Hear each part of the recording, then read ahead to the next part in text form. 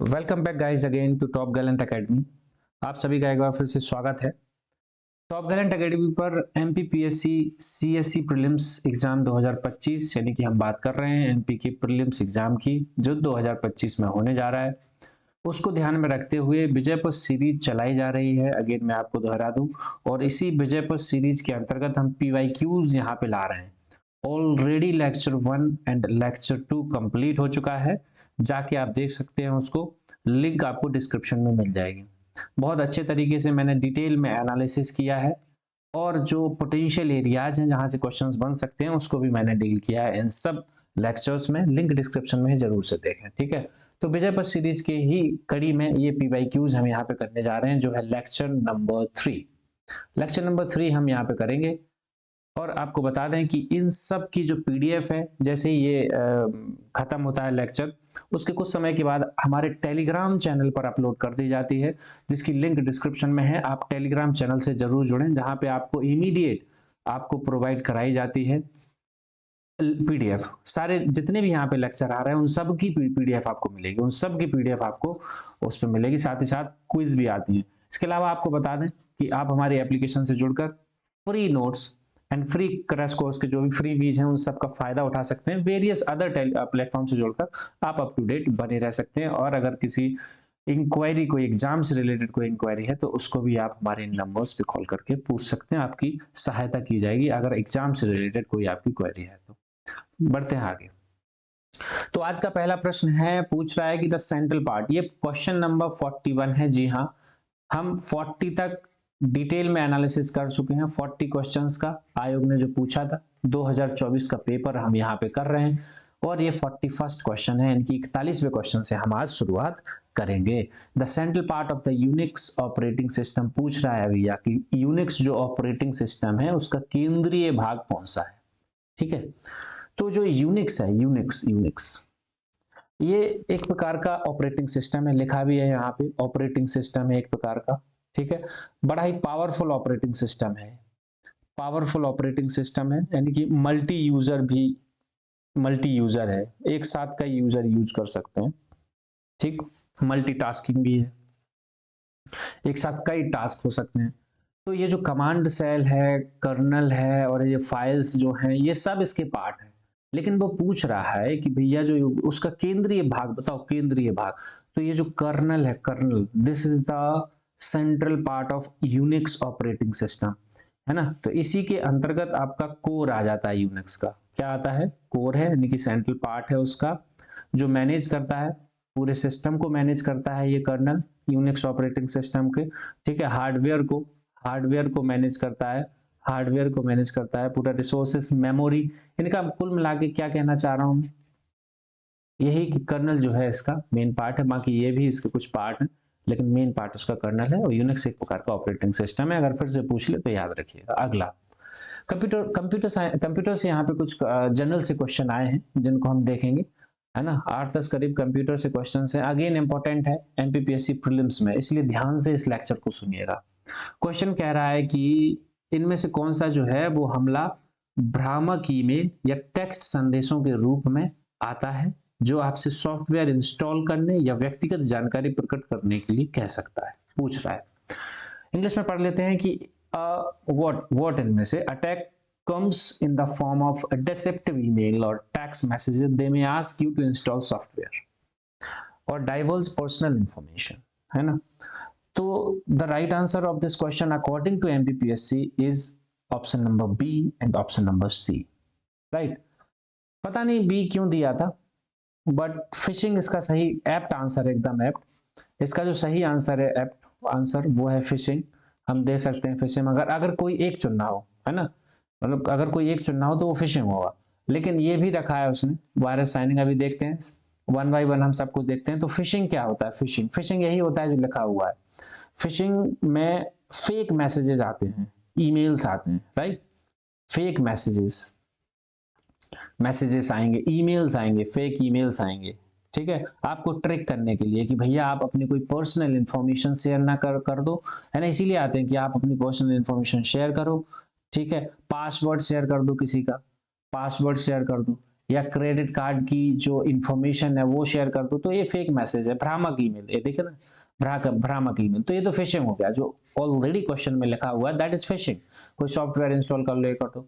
Spamming क्या है? Spamming, अगर आप लोग ईमेल यूज करते होंगे, हर कोई करता है, तो जीमेल खोलते होंगे, बिल्कुल सब खोलते हैं जी सर, खोलते हैं जीमेल, उसमें एक स्पैम का फोल्डर होता है स्पैम का। तो स्पैम क्या है? स्पैम का जो फोल्डर होता है, मतलब आपको बार बार एक ही चीज दिखाई जा रही है, बार बार, है ना, रिपीटेटिव मैसेज आ रहे हैं, ईमेल्स आ रहे हैं, है ना, बहुत सारे, अ लॉट ऑफ, मतलब अनवांटेड, जरूरत ही नहीं है जिनकी, वो सब, वो स्पैमिंग है। ठीक है, आप परेशान हो जाते हैं, स्पैमिंग है। एडवर्टाइजमेंट ही आ रहा है, लगा है एडवर्टाइजमेंट, कहीं गलती से ईमेल डाल दी, है ना, एडवर्टाइजमेंट आने में लगा हुआ है स्पैमिंग, तो दैट इज स्पैमिंग, याद रखना, राइट। इसके अलावा अगर हम वायरस स्कैनिंग की बात करें, 1 मिनट, इसको पहले मिटा दें। हाँ देखो, वायरस स्कैनिंग ये कोई कॉमनली यूज टर्म नहीं है, ये कोई कॉमनली जो यूज टर्म है ना, जैसे स्पैमिंग हो गया, फिशिंग हो गया, स्कैनिंग, ये सब कॉमनली यूज टर्म है, लेकिन ये नहीं है वायरस स्कैनिंग। ठीक है, तो इतना रेलेवेंट भी नहीं है। एमपीपीएससी ने डाला भी, उसको डाला भी, साथ में आंसर भी दिया, थोड़ा सा मुझे मतलब सरप्राइजिंग लग रहा है, लेकिन ठीक है, दोनों आंसर दे, तो ये कोई कॉमनली यूज टर्म है नहीं वैसे। और इसमें होता क्या है बेसिकली, मेलिसियस फाइल्स है, मतलब ये भी कोई फेक फाइल्स बना के और उनमें वायरस करके, और ऐसा लगेगा जैसे एंटीवायरस हो, और वो आपके उसमें घुस जाएंगी, इसलिए शायद भ्रामक की वजह से डाला है आयोग ने, है ना, आपके सिस्टम में घुस जाएंगी और बस अपने वो जो वायरस है अपने साथ लाई हैं, ऊपर से एंटीवायरस का तमगा चढ़ाई हुई है। ठीक है, इस तरीके से फाइल्स आएंगी और आपको क्या कर देंगी, पूरा उसमें सिस्टम में घुस जाएंगे, तो that is virus signing. And commonly use term ये है नहीं, मेनली आप याद रखिएगा स्पैमिंग, फिशिंग, जो मैंने अभी आपको बताया, स्कैनिंग। हाँ स्कैनिंग, इसको देखो, स्कैनिंग क्या है? स्कैनिंग मतलब कि कोई कमजोरी तो नहीं है आपके सिस्टम में, जिसको हम वल्नरेबिलिटीज बोलते हैं, है ना, वल्नरेबिलिटीज, उसको स्कैन कर दे, नाम से आ रहा है ना, स्कैनिंग, स्कैन करना, पूरा ऐसे पूरा स्कैन करेंगे आपके सिस्टम को। देखो अक्सर क्या होता है, जैसे साइबर सिक्योरिटी है, जो साइबर सिक्योरिटी वाले जो है ना, ओनली वो यूज करते हैं स्कैनिंग को, लेकिन कई बार जब अटैकर के हाथ में भी ये लग जाता है ना ये टेक्निक, तो वो भी स्कैनिंग का यूज करके आपके सिस्टम में देखते हैं कि भैया कहीं कुछ है तो नहीं जिसपे हम, कोई कमजोरी है, और उस कमजोरी का फायदा उठा के हम इसका मतलब एक्सप्लॉइट कर लें। ठीक है, तो scanning is that kind of activity. So again the right answer of this question is according to आयोग that is B and C. चलते हैं अगले क्वेश्चन की ओर, दैट इज कुरेंटली, है ना, कुरेंटली पढ़ सकते हैं इसको, फुर नहीं है ये, तो कुर आएगा, कुरेंटली या कुरेंटली। तो क्या है, पूछ रहा है, ये सोशल नेटवर्किंग साइट है, सोशल नेटवर्किंग, देखो सोशल नेटवर्किंग साइट तो बहुत सारी है, ठीक है, सोशल नेटवर्किंग साइट तो बहुत सारी है। क्या होती है social networking site, question is this, है ना, we everyday use this sites, है ना, जहां पे पीपल क्या करते हैं, पोस्ट करते हैं, क्रिएट करते हैं, अपने ही जैसे लोगों से जुड़ते हैं वहां पे। ठीक है, for example social networking site का द बेस्ट एग्जाम्पल इज आपका फेसबुक हो गया। ठीक है, फेसबुक हो गया, इंस्टाग्राम हो गया, these are the social networking site. ठीक है, जहाँ पे पीपल अपनी प्रोफाइल को क्रिएट करते हैं, जुड़ते हैं आपस में, ठीक है, एक्सप्लोर करते हैं, शेयरिंग करते हैं, तो दीज आर, तो कोरेडली भी एक सोशल नेटवर्किंग साइट है, बट ये रियल टाइम सोशल नेटवर्किंग को मॉनिटर करती है, रियल टाइम, है ना, real time social networking site है, तो याद रखिएगा। इसके अलावा अगर हम सर्च इंजन की बात करें, तो we all know that the search engine क्या है, गूगल एक प्रकार का, अगर एग्जांपल देखें तो गूगल एक प्रकार का सर्च इंजन है, बिंग भी आपने देखा होगा एक प्रकार का सर्च इंजन है। ठीक है, याहू भी एक प्रकार का सर्च इंजन है। क्या काम होता है इनका, हम इंफॉर्मेशन को तलाशते हैं, इंफॉर्मेशन, है ना, इंफॉर्मेशन। गूगल बाबा हमारे, गूगल बाबा, ये गूगल बाबा नहीं तो भगवान बन गए, देवता हो गए, इंफॉर्मेशन सारी यहीं से मिल जाती है। अब तो चैट जीपीटी एआई आ गया, आगे देखते हैं अभी, ठीक है, उनको भी देखते हैं, क्वेश्चन आएंगे वहां से। इंटरनेट फोरम अगर आगे आ गया, रिफ्लेक्ट हो गया, तो क्या बताएंगे आप भैया, क्या होता है इंटरनेट फोरम? फोरम क्या है, एक प्रकार की मान लो बैठक, बोल दूं मैं से, बैठक, जहां आओ भाई सब लोग, सब आओ, सब तरफ से अपने क्वेश्चन पूछो। ठीक है, जुड़ गए, एक इंटरनेट फोरम करके सब लोग जुड़ गए, बहुत सारे अपने क्वेश्चंस पूछ रहे हैं, आइडियाज शेयर कर रहे हैं, है ना, अब कुछ शेयर कर दिया, कुछ पोस्ट शेयर कर दी, दैट इज इंटरनेट फोरम। वैसे ही कुछ रिलेटेड है ब्लॉग। अब ब्लॉग थोड़ा सा डिफरेंट इस मामले में हो जाता है कि ब्लॉग पे आप क्या कर सकते हैं, ब्लॉग पे, जैसे ब्लॉग एक प्रकार का वेबसाइट हो सकती है, पेज हो सकता है ब्लॉग में, ठीक है, जिसमें आप क्या करेंगे, कोई इंडिविजुअल या कोई ग्रुप वाले व्यक्तिगत रूप या ग्रुप में भी आके अपनी आइडियाज को अपनी स्टोरी को, अपने जो कुछ लिखा है आर्टिकल्स वगैरह को, उन सबको यहाँ पे पब्लिश करेंगे। तो दैट इज ब्लॉग, राइट। तो इस तरीके से क्वेश्चन बड़े ही बेसिक सा पूछता है एमपीपीएससी कंप्यूटर से रिलेटेड, थोड़ा सा मतलब कॉमन सेंस से हम यूज कर सकते हैं और आंसर तक जा सकते हैं, not a big deal, right. अगले चलते हैं, पूछ रहा है द इमिटेशन गेम, हाँ ये क्वेश्चन थोड़ा सा था, what's the original name of, imitation game का ओरिजिनल नेम क्या था, ठीक है। इमिटेशन गेम का पूछ रहा है कि द इमिटेशन गेम का ओरिजिनल नेम क्या था। सो इसका जो सही आंसर है that is the Turing test. क्या था? ट्यूरिंग टेस्ट इसका सही आंसर है। ट्यूरिंग टेस्ट होता क्या है ना? ट्यूरिंग टेस्ट तो इसका सही आंसर है, but what is Turing test, the question is this. देखो अभी एआई चल रहा है ना, एआई आर्टिफिशियल इंटेलिजेंस, ठीक है। हम मशीन को ह्यूमन इंटेलिजेंस जैसा बना रहे हैं कि जैसे मतलब ह्यूमन इंटेलिजेंट है वैसी मशीन इनफैक्ट आगे भी निकल जाए, ऊपर भी निकल जाए, निकल भी रहा है उससे, ठीक है, बहुत फास्ट हो रहा है काम। तो ट्यूरिंग टेस्ट एक प्रकार का मेथड है, ये एक प्रकार का मेथड है जो डिटरमाइन करेगा मशीन का इंटेलिजेंट बिहेवियर, है ना। मशीन का जो इंटेलिजेंट बिहेवियर है कि कितनी इंटेलिजेंट और कैसे काम कर रही है, उसके इंटेलिजेंट बिहेवियर को क्या करेगा, बिहेवियर को निर्धारित डिटरमाइन करेगा, ठीक है। तो ये होता है ट्यूरिंग टेस्ट। और हमारे जो एलन ट्यूरिंग भाई साहब हैं, इनका नाम याद रखना, एमपीपीएससी का बड़ा ही फेवरेट टॉपिक हो रहा है, आगे भी आया है, ठीक है। एलन ट्यूरिंग भाई साहब हैं, इन्होंने ये इमिटेशन गेम को, इन्होंने जो इमिटेशन गेम है ना, इन्होंने ही इसको अपने पेपर में इमिटेशन गेम को इंट्रोड्यूस किया था 1950 में, 1950 अपने पेपर में, ठीक है। क्यों किया था भाई इमिटेशन गेम, मतलब क्यों इंट्रोड्यूस किया था? वो जानना चाह रहे थे कि जो मशीनरी का जो इंटेलिजेंस है ना, उसको उसको वो उनका कॉन्टेक्स्ट था।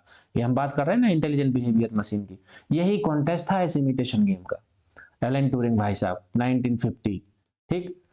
तो ऐसे याद रख सकते हैं। बाकी लिस्प जो है, लिस्प को देख लो थोड़ा सा, लिस्प का फुल फॉर्म हो गया लिस्ट और प्रोसेसिंग।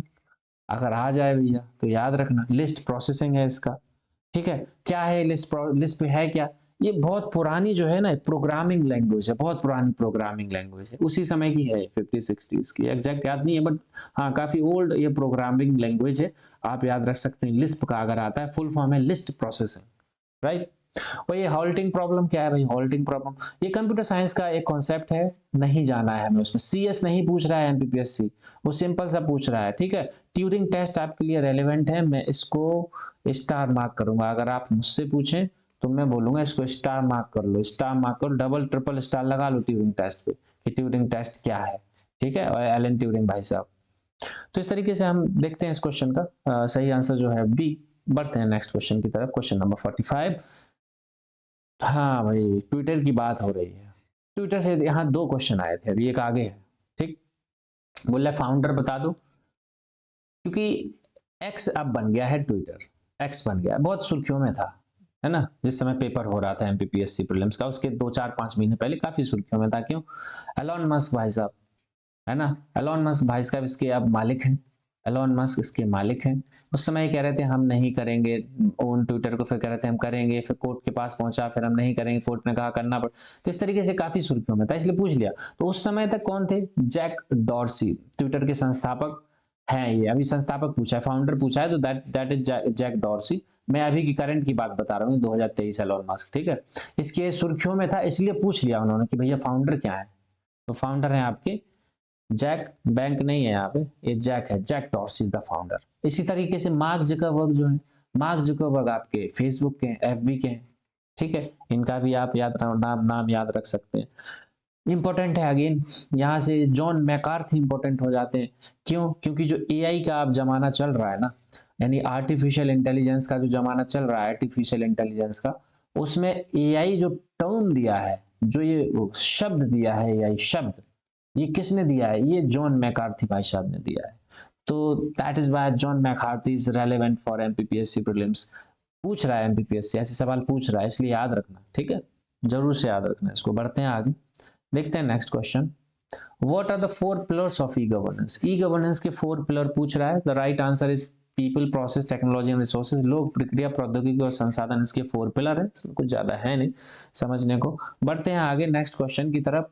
पूछ रहा है कि उन पेशेवरों और व्यावसायिक लोगों के लिए एक सोशल नेटवर्किंग साइट है जो अन्य पेशेवरों से जुड़ना चाहते हैं। मैंने डिटेल में एक 4 मिनट का वीडियो बनाया है। मैं चाहूंगा कि आप चैनल पे जाएं और वहां पे देखेंगे ना, डाल देंगे कि एमपीपीएससी में रिपीटेड जो थीम है वहां से, तो वहां से आपको एक वीडियो मिल जाएगा जिसमें मैंने आपको जो एपी असिस्टेंट प्रोफेसर और एमपीपीएससी प्रीलिम्स दोनों में लगभग सेम क्वेश्चन पूछा है। ठीक है, तो वहां से डिटेल देख लीजिएगा। मैं यहाँ पे ज़्यादा टाइम नहीं लूंगा क्योंकि इसका सही आंसर है लिंक्डइन। जरूर देख लीजिए। फेसबुक की हम बात कर चुके हैं, मार्क जुकरबर्ग। ठीक है, ट्विटर की हम बात कर चुके हैं। ट्विटर के बारे में थोड़ा सा बता दूं कि 2023 में इसके मालिक जो बन गए हैं, ओनर जो हैं, वो है the richest man of this planet, that is Elon Musk. Elon Musk अब इसके मालिक बन गए हैं। तो अगर यहाँ से क्वेश्चन आता है तो आप जरूर लगाइएगा। वो ट्विटर नहीं रहा, एक्स हो गया है। ठीक है, एक्स हो गया है। तो ये है, बाकी ये वीडियो जरूर देख लीजिएगा, वहां पे मैंने लिंक्डइन और थोड़ा सा डिटेल में एक्सप्लेन किया है।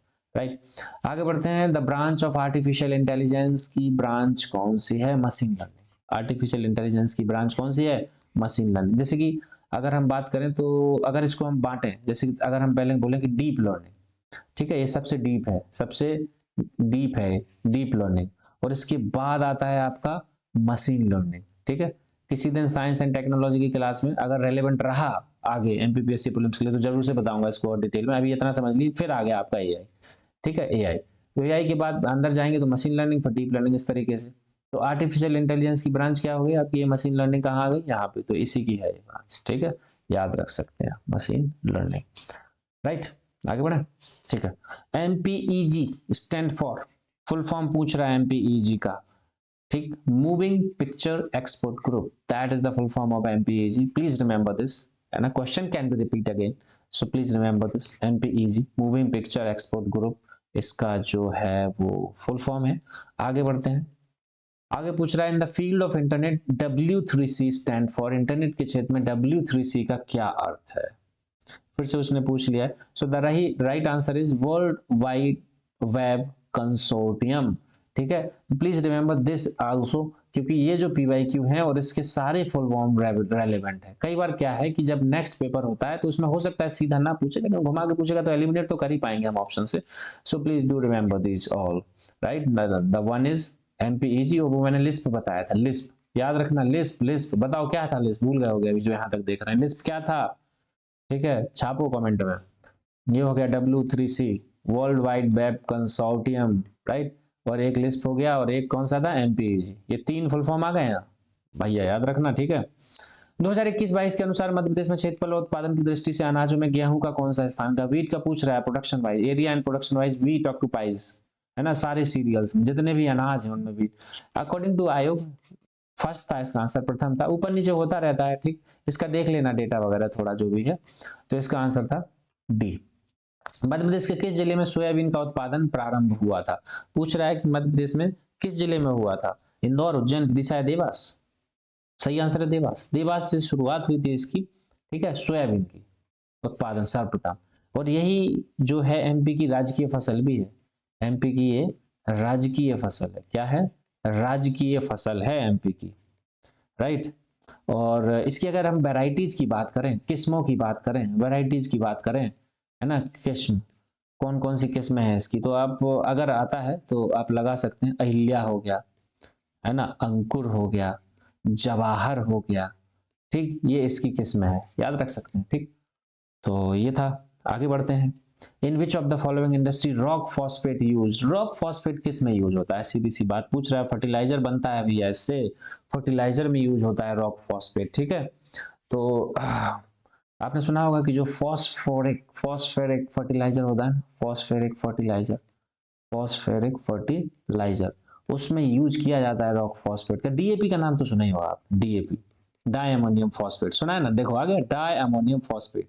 तो ये जो फर्टिलाइजर है डीएपी, सबके घरों में, मतलब जो खेत में जाते हैं अपने गांव वगैरह में जो रहने वाले उनको पता हो, तो उससे बनता है रॉक फॉस्फेट। ठीक है, ये की रॉ मटेरियल है ना, ये की रॉ मटेरियल है। की मतलब मुख्य भैया फर्टिलाइजर के लिए। ठीक है, क्यों? क्योंकि इसमें फास्फोरस जो है ना, फास्फोरस, ये जो फास्फोरस है इसका कंटेंट बहुत ज्यादा होता है, जो कि प्लांट की ग्रोथ के लिए इंपॉर्टेंट है। फास्फोरस प्लांट की ग्रोथ के लिए फास्फोरस इंपॉर्टेंट है। और रॉक फॉस्फेट में फास्फोरस होता है जो कि फर्टिलाइजर के काम आता है, जैसे कि डीएपी। पेपर इंडस्ट्री में क्या काम आता है? Paper industry, paper wood pulp use होता है, वुड पल्प, ठीक है, वुड पल्प यूज होता है। केमिकल्स भी कुछ यूज होते हैं, कुछ केमिकल्स भी यूज होते हैं पेपर इंडस्ट्री में, जैसे कि क्लोरीन आपका हो गया, क्लोरीन, ठीक है। तो अगर आता है तो आप लगा देना, कोई बड़ी बात नहीं है, ठीक है। अगर शुगर इंडस्ट्री की बात करें, शुगर इंडस्ट्री की बात करें तो इसमें आपका लाइम हो गया, लाइम यूज होता है, ठीक है। शुगर इंडस्ट्री की बात करें तो इसमें आपका 1 मिनट, हाँ, लाइम, ठीक। इसके अलावा अगर हम बात करें तो सल्फ्यूरिक एसिड भी इसमें यूज होता है, सल्फ्यूरिक एसिड, ठीक है। एसिड जरूर है लेकिन यूज होता है इसको, ठीक है, प्रोसेसिंग में यूज होता है शुगर इंडस्ट्री में। तो ये तो कुछ पॉइंट हैं, तो याद रखिएगा। Rock phosphate is related to fertiliser industry, क्योंकि उसमें फॉस्फेट होता है, बेसिक सी इन्फॉर्मेशन थी, ये याद जरूर रखिएगा। पूछ रहा है कि the southern eastern part, Madhya Pradesh के जो दक्षिण पूर्वी भाग में अधिकांश वर्षा किसके द्वारा होती है, ठीक है। अगर हम बात करें इंडिया की, इंडिया में अगर हम यहाँ पे एमपी को चुपके से बिठाल दें सेंटर में, ठीक है, तो ये आपका हो गया अरेबियन सी ब्रांच, अरब सागर की खाड़ी, और ये हो गया आपका बे ऑफ बंगाल, ठीक है।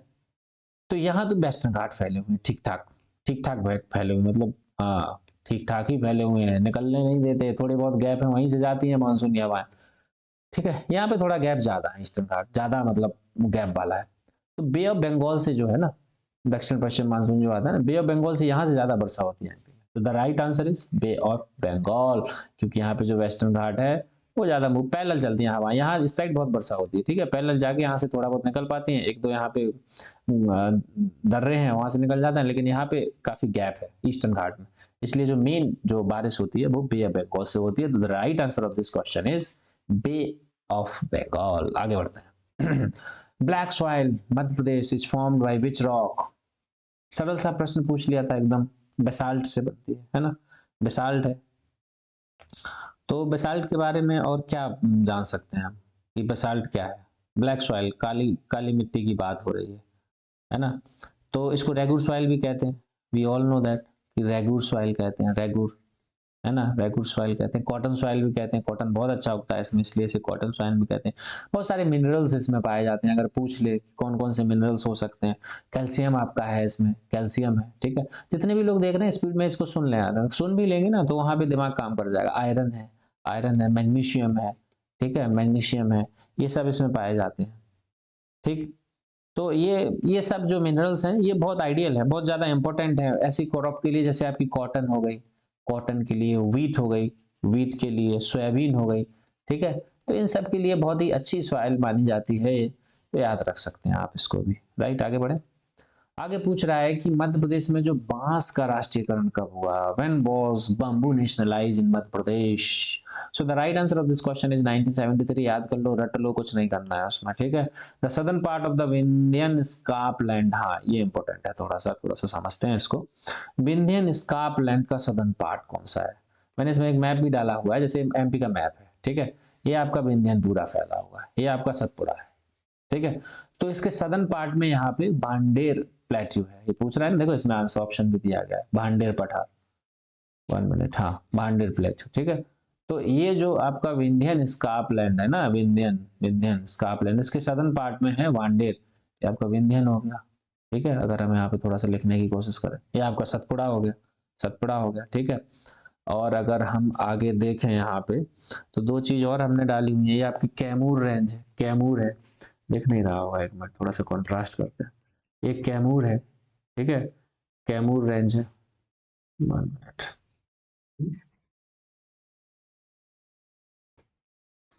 ये अगर हम यहाँ पे देखें तो ये कैमूर है, ठीक है। ये आपकी मेकाल रेंज है, मेकाल, ठीक है, मेकाल। यहाँ पे आपका भांडेर है, तो सदन पूछा था तो हमने सदन बता दिया। और ये जो मेकाल है ना, अगर आगे पूछे तो ये सतपुड़ा का पार्ट है, सतपुड़ा, सतपुड़ा रेंज का एक्सटेंशन है मेकाल, ठीक है, याद रखिएगा। तो ये कुछ है जो मैंने आपको दिखाने की कोशिश करी है। The right answer is Bhander plateau, बाकी ज्योग्राफी क्लास में बहुत अच्छे से डील किया जाएगा। इसके अलावा हम देखें, Bharat heavy electricals limited Bhopal की स्थापना किस देश की एक कंपनी के सहयोग से हुई थी, ठीक है। सरल सा प्रश्न है, आपको पता होगा। The right answer is Britain, Britain, Britain, ठीक। तो उसके सहयोग से Bharat heavy electronics electricals limited की स्थापना करी गई थी। आगे बढ़ते हैं। 2011 की जनगणना के अनुसार किस जिले में नगरीय जनसंख्या का प्रतिशत सर्वाधिक है? पूछ रहा है नगरीय जनसंख्या का प्रतिशत। सही उत्तर है इसका भोपाल। ठीक है, क्या है? भोपाल। आगे बढ़ते हैं। आज का अंतिम प्रश्न, निम्नलिखित में से कौन सी सिंचाई परियोजना 4 राज्यों की भागीदारी? बहुत अच्छा प्रश्न पूछा था। ठीक है, तो 4 राज्यों की अगर हम बात करें तो इसमें 4 दिए थे, बाणसागर, भांडे, राजघाट और सरदार सरोवर। तो we all know that the Sardar Sarovar परियोजना जो है ना, ये 4 राज्यों में फैली हुई है। नाम बता सकते हैं? जी सर बता सकते हैं। कौन कौन से हैं? एक तो अपना ही है, एमपी है। ठीक है, दूसरा कौन सा है? दूसरा भैया राजस्थान है, वहां तक ही है। तीसरा कौन सा है? तीसरा भैया महाराष्ट्र है। चौथा क्या है? चौथा गुजरात है। ठीक है, तो ये 4 में फैली हुई है। अगर हम राजघाट परियोजना की बात करें, राजघाट परियोजना की बात करें तो राजघाट परियोजना को और क्या कहा जाता है? राजघाट परियोजना, इसको रानी लक्ष्मीबाई भी कहा जाता है। Rani Laxmibai, if I am not wrong, जहां तक मुझे पता, रानी लक्ष्मीबाई परियोजना भी कहा जाता है। ये एमपी और यूपी की है, ये एमपी प्लस यूपी की संयुक्त परियोजना है। ठीक है, बाणसागर भी, बाणसागर, हाँ बाणसागर जो है आपका, ये आपका एमपी हो गया, यूपी हो गया, बिहार हो गया। जितनी भी सिंचाई परियोजनाएं हैं एमपी की, जरूर से उनको देख लीजिएगा। And this was the last question of today session. ठीक है, इसके बाद मैं आपको बता दूं कि ये जो पीडीएफ है, ये जो हम यहाँ पे दे रहे हैं आपको, जो समझा रहे हैं, सबकी आपको जो पीडीएफ है, जो भी लेक्चर है, सारी टेलीग्राम चैनल पे मिलेंगी। जरूर से ज्वाइन करें, जुड़ें, टेलीग्राम चैनल से जुड़ें, उसमें बहुत कुछ आपको मिलेगा, बहुत कुछ मिलेगा। Short notes, PDF, free daily current affair, और ये अभी हम डेली करंट अफेयर की जो सेशन है वो लाने वाले हैं, जिसमें आपको एमपीजी के, ठीक है, करंट अफेयर बूस्टर, सब कुछ आपको फ्री ऑफ कॉस्ट मिलेगा। करंट अफेयर बूस्टर है ना, जीके जीएस बूस्टर, ठीक है, जीके जीएस बूस्टर, बहुत कुछ है उसमें। अभी बहुत ही जल्दी क्लासेस शुरू हो रही हैं उसकी, और वो उसका सारा कंटेंट हम फ्री में यहाँ पे डालने वाले हैं टेलीग्राम चैनल पे। तो जरूर से ज्वाइन करें, और हमारे अदर प्लेटफॉर्म को भी आप ज्वाइन कर सकते हैं। अगेन मैं आपको बता दूं, नंबर्स हैं, एग्जाम से रिलेटेड कोई क्वेरी है तो आप यहाँ पे लगा सकते हैं। अल्टरनेट नंबर हैं 2, जो भी आपको ठीक लगे आप एग्जाम से रिलेटेड पूछ सकते हैं कि ज़रूरत है, ज़रूर आपकी हेल्प की जाएगी टाइम के अकॉर्डिंग, राइट।